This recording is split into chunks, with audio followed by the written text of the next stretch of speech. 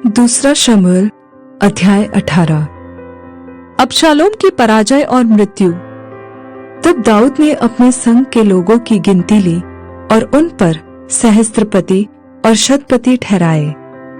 फिर दाऊद ने लोगों की 1/3 योआब के और 1/3 सरूया के पुत्र योआब के भाई अबीशै के और 1/3 गती इत्तै के अधिकार में करके युद्ध में भेज दिया। फिर राजा ने लोगों से कहा, मैं भी अवश्य तुम्हारे साथ चलूंगा। लोगों ने कहा, तू जाने न पाएगा, क्योंकि चाहे हम भाग जाए तो भी वे हमारी चिंता न करेंगे, वरन चाहे हम में से आधे मारे भी जाए तो भी वे हमारी चिंता न करेंगे। परंतु तू हमारे जैसे 10,000 पुरुषों के बराबर है, इसलिए अच्छा यह है कि तू नगर में से हमारी सहायता करने को तैयार रहे। राजा ने उनसे कहा, जो कुछ तुम्हें भाए वही मैं करूंगा। इसलिए राजा फाटक की एक ओर खड़ा रहा और सब लोग 100-100 और 1000-1000 करके निकलने लगे। राजा ने योआब, अबीशै और इत्तै को आज्ञा दी, मेरे निमित्त उस जवान अर्थात अबशालोम से कोमलता करना। यह आज्ञा राजा ने अबशालोम के विषय सब प्रधानों को सब लोगों के सुनते हुए दी। अतः लोग इज़राइल का सामना करने को मैदान में निकले और एप्रैम नामक वन में युद्ध हुआ। वहाँ इज़राइली लोग दाऊद के जनों से हार गए और उस दिन ऐसा बड़ा संहार हुआ कि 20,000 मारे गए। युद्ध उस समस्त देश में फैल गया और उस दिन जितने लोग तलवार से मारे गए उनसे भी अधिक वन के कारण मर गए। संयोग से अबशालोम और दाऊद के जनों की भेंट हो गई। अबशालोम एक खच्चर पर चढ़ा हुआ जा रहा था कि खच्चर एक बड़े बांज वृक्ष की घनी डालियों के नीचे से गया और उसका सिर उस बांज वृक्ष में अटक गया और वह अधर में लटका रह गया और उसका खच्चर निकल गया। इसको देखकर किसी मनुष्य ने योआब को बताया, मैंने अबशालोम को बांज वृक्ष में टंगा हुआ देखा। योआब ने बताने वाले से कहा, तूने यह देखा? फिर क्यों उसे वहीं मार के भूमि पर न गिरा दिया? तो मैं तुझे 10 टुकड़े चांदी और 1 कटीबंध देता।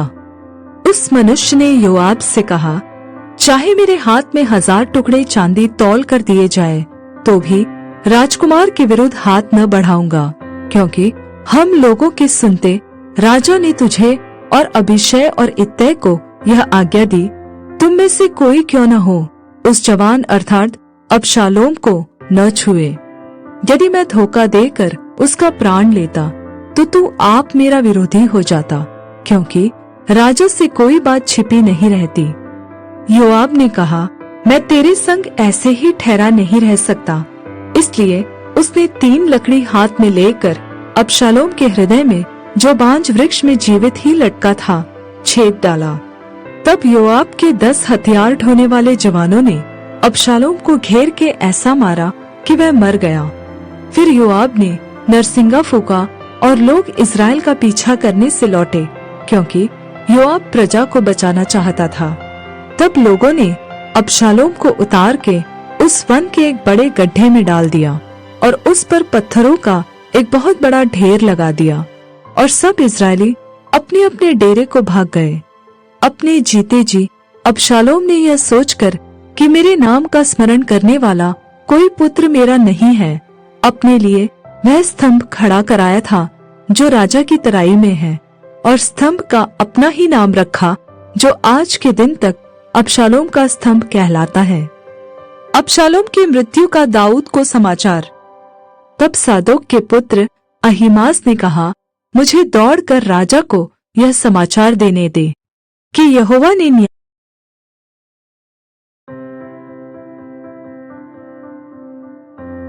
शत्रुओं के हाथ से बचाया है। योआब ने उससे कहा, तू आज के दिन समाचार न दे, दूसरे दिन समाचार देने पाएगा, परंतु आज समाचार न दे, इसलिए कि राजकुमार मर गया है। तब योआब ने एक कूशी से कहा, जो कुछ तूने देखा है वह जाकर राजा को बता दे। तो वह कूशी योआब को दंडवत करके दौड़ गया। फिर सादोक के पुत्र अहीमास ने दूसरी बार योआब से कहा, जो हो सो हो, परंतु मुझे भी कूशी के पीछे दौड़ जाने दे। योआब ने कहा, हे मेरे बेटे, तेरे समाचार का कुछ बदला न मिलेगा, फिर तू क्यों दौड़ जाना चाहता है? उसने यह कहा, जो हो सो हो, परंतु मुझे दौड़ जाने दे। उसने उससे कहा, दौड़। तब अहीमास दौड़ा और तराई से होकर कूशी के आगे बढ़ गया।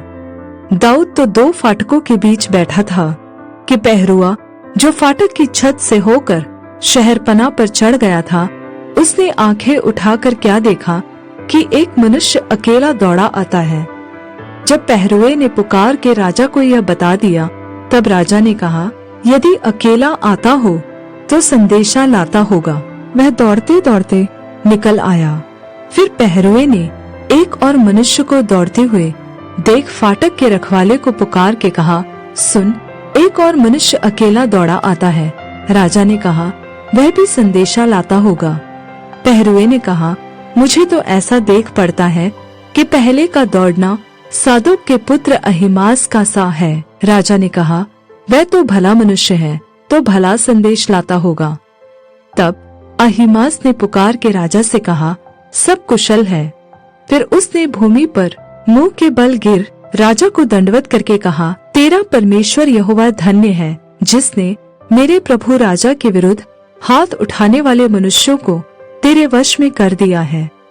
राजा ने पूछा, क्या वह जवान अबशालोम सकुशल है? अहीमास ने कहा, जब योआब ने राजा के कर्मचारी को और तेरे दास को भेज दिया, तब मुझे बड़ी भीड़ देख पड़ी, परंतु मालूम न हुआ कि क्या हुआ था। राजा ने कहा, हटकर यहीं खड़ा रहे, और वह हटकर खड़ा रहा।